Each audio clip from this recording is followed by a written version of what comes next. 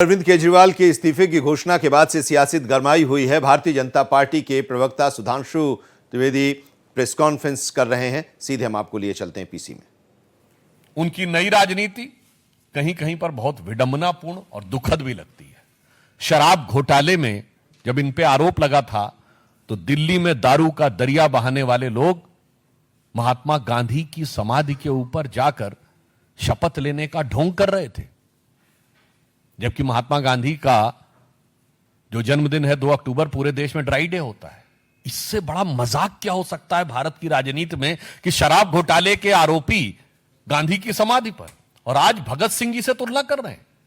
आपको याद हो पहले भी जब इन लोगों ने भगत सिंह जी की फोटो लगाई थी तो भगत सिंह जी के परिवार की तरफ से भी आपत्ति आई थी।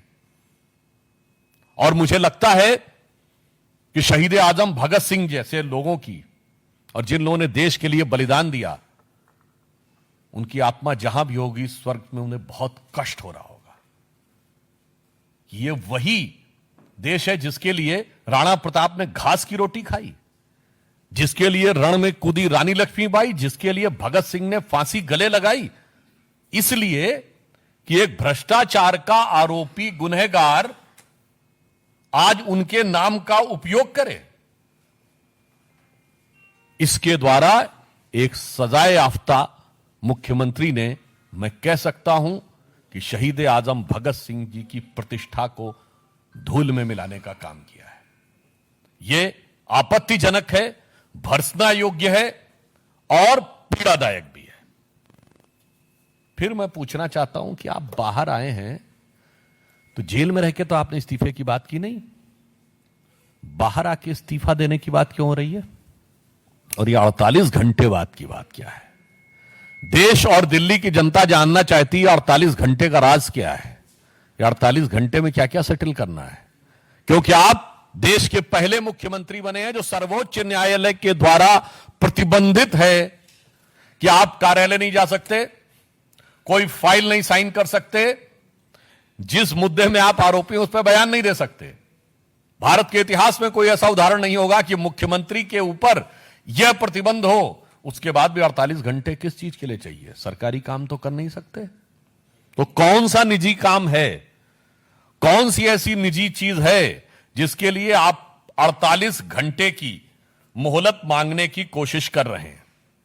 और हम यह भी कहना चाहेंगे, जब केजरीवाल जी ने इस्तीफे की बात की तो हम यह कह सकते हैं कि यह उनके जुर्म का इकबालिया बयान हो गया।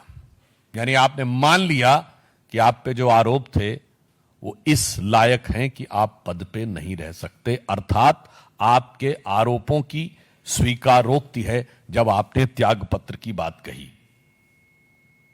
दूसरी बात,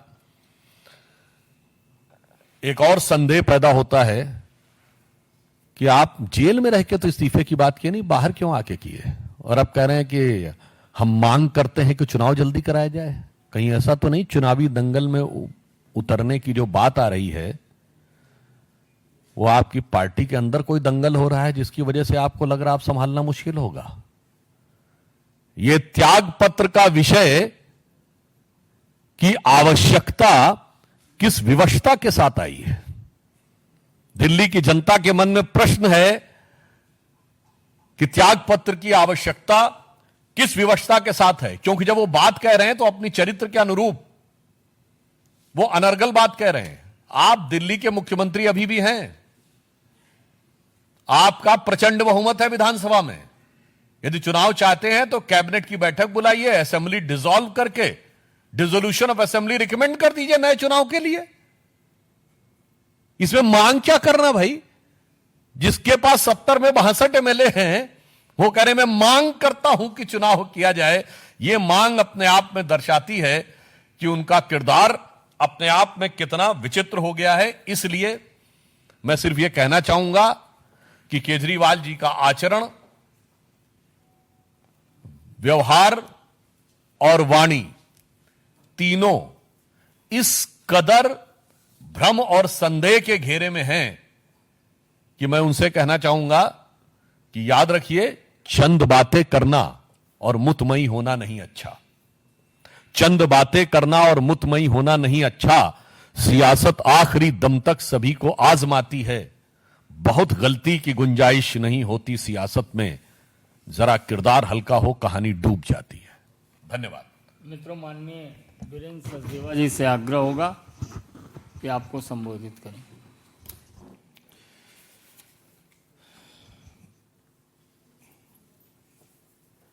आदरणीय सुधांशु जी,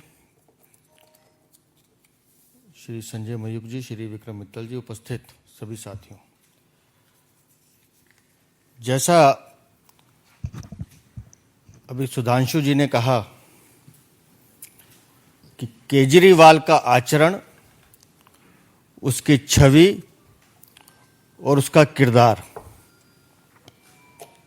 ये सब संदेह के घेरे में है। वो कह रहे हैं कि मैं दिल्ली की जनता के बीच जाऊंगा और दिल्ली की जनता फैसला करे। तो श्रीमान अरविंद केजरीवाल, दिल्ली की जनता ने 3 महीने पहले अपना फैसला आपको सुना दिया है।